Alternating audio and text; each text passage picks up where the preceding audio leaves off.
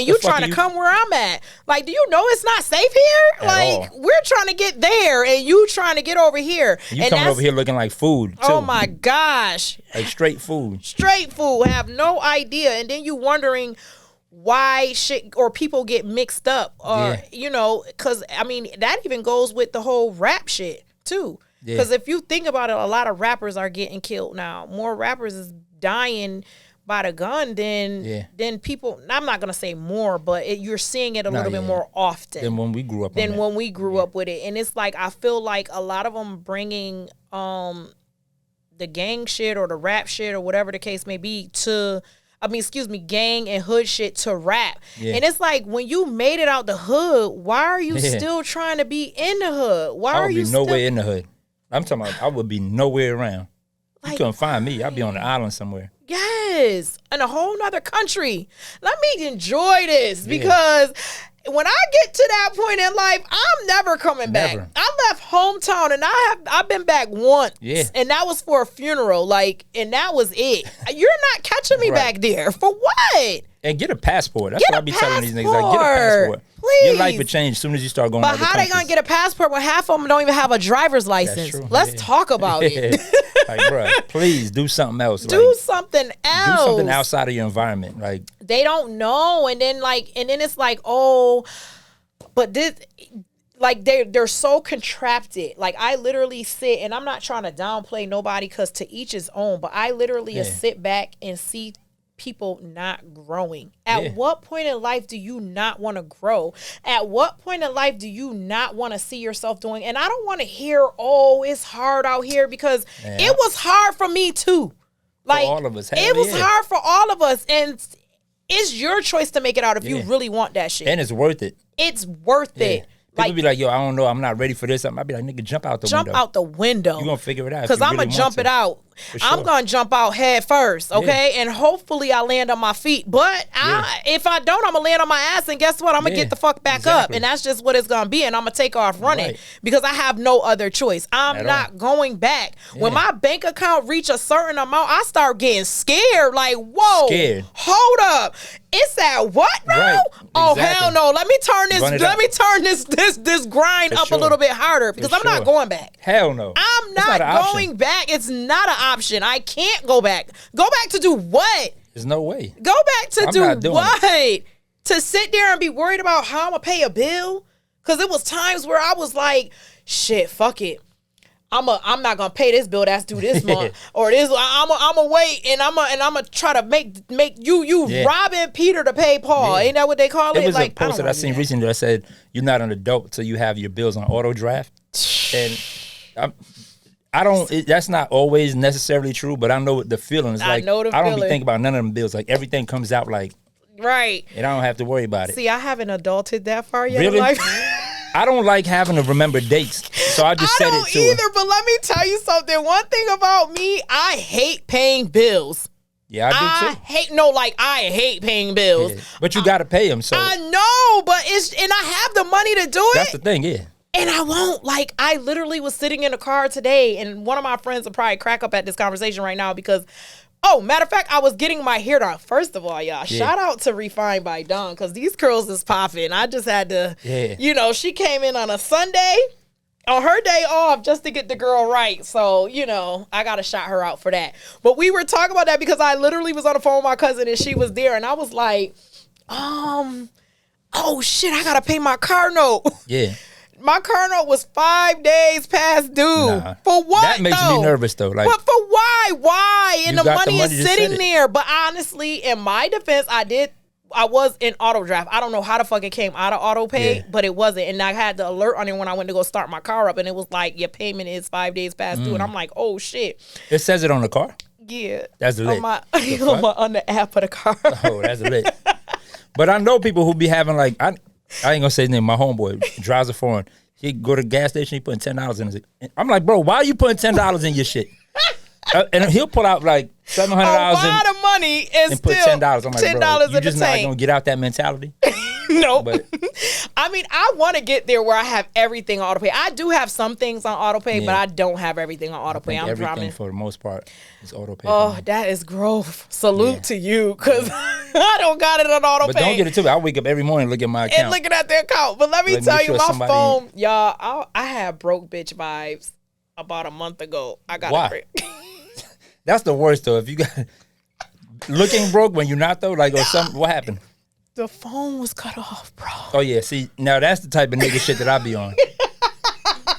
Because that's one of my only bills that's not auto pay. Because I don't trust them motherfuckers. Because they be one minute you be like, your bill is like $150, next minute is $6. It's like, what the fuck did I do different? That's a bill that is the bill that is not going on auto pay. But I literally, let me tell y'all, so you know how when you have a credit card, or even your ATM card, sometimes if you do too many transactions back to back, how they'll lock your shit, right? That's the most embarrassing.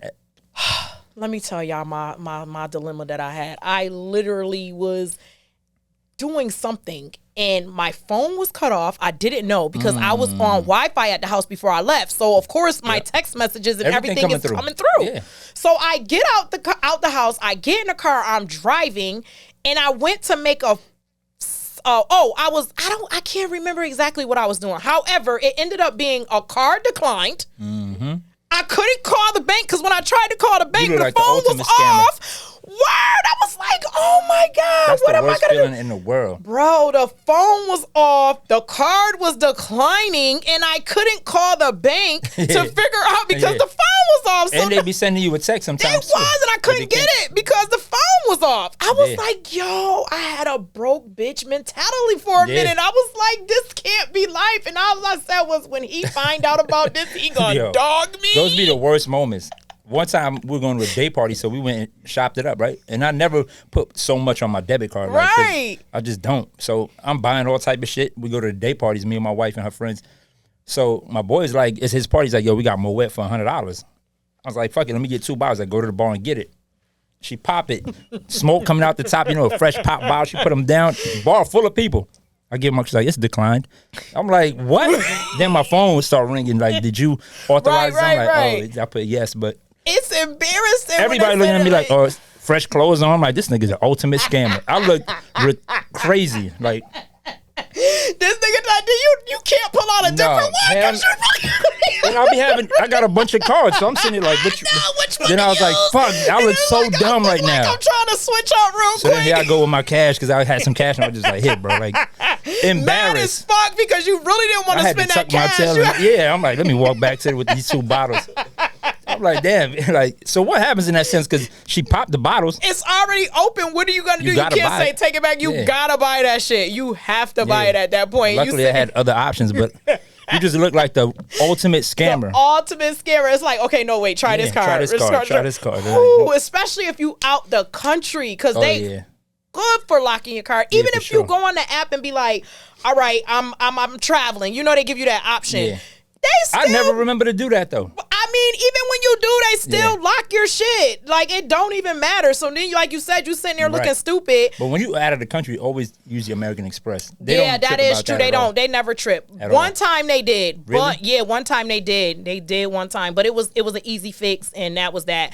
I don't even remember. I think it was 2 transactions back to back. Literally the same one. But the chip came out the card or some shit like that, and I had to redo it. But it's still flagged. Right. So I guess it was for my protection per se. Yeah, that's different. Yeah. But back to that thing, I had to literally get on Wi-Fi at the bank, bro. I had to go in the bank, get on the Wi-Fi to pay the phone bill, to get the notification, to have the transaction go through. Looking crazy. Mind you, too, the gas light was on. I ain't even. That's what I be saying, man. Like, my homeboy, literally $10. He get me so mad. I'm like, bro, put fucking $50 in there at least. I'm never not putting more. Anytime I have a tank, I'm pulling it up until it. Yeah, I'm definitely filling the tank up. However, I'm gonna ride that bitch till it's on about 10 miles, 5 miles. I don't even play that. Ooh, I do. When I'm on around 70, 80 miles to That's when I feel like. It's not because of the money. I hate pumping gas. Yeah, of course. That's my point. It ain't never about the money. It's like a mentality. Because back home, they pump for you. You ain't got to get out the car. They pumping full service. You sitting there at the door, rolling the window down, pull up and get it done. Now you got to get out. I don't even do, is that even a thing down here? Nah. It's not, right? Nah. See, that I'm still on that type of time. Right. I'm still on that type of time. Once you break out of that mentality, though, it makes life so much easier. I guess it do. I actually ran out of gas one time in my life. My boy is the same way. We ran out of gas on Harris. I'm like, dog, we look so dumb. And I told him, I'm not getting out. You better put some fucking gas in this bitch. Like, not getting out. Like, there's no way. I'm not pushing this car. I'm not doing none of that. I had to call my nigga like, babe. Yeah. I ran out of gas. He like, you what? He was like, I told you about writing to your auntie and this and that. And that was the ultimate embarrassment because I had to call him and tell him. I was so embarrassed. So I called my best friend like, can you go get a gas can and give me some? I was at the light, just there mentality. At the light with a fucking car off because I had no gas. And the gas station was right there, literally across the street from me. Luckily, that's what happened with us. The gas station was right there. So he let it ride until we got right there and then he just put some gas. I never do that shit again, ever. I've never done that again. But I will ride to about 10. I'll be like 10 miles. Nah. But it'd be like, okay, so in my defense, I don't like going to the gas station at night by myself. Yeah. So sometimes if I'm running from one end, you know, South Park, from where I'm at to South Park, that's a good 30, 35 minutes. So then on the comeback and then maybe a little bit of here nor there, my gas is almost gone. But I'm trying to get home. I'm not trying to go to the gas station. Nah. So my mind is like, okay, when I get up in the morning, I'll go and get gas. And guess what? I don't get gas in the morning because guess what? I'm 4 minutes away from and you running late. It was a post I seen that said, telling myself I'm going to get gas in the morning is the worst thing ever. It's the worst thing ever because you don't. No. And then you running late. And then you running late. So now I got to stop at the gas station. Ooh, like, and then the traffic here? Bro. And it'd be dumb traffic here. Dumb traffic. It don't traffic. be about nothing. Nothing. When you finally get through, you're like, bro, what was this about? I can't. Like, why? You looking trying to see if a car flipped over?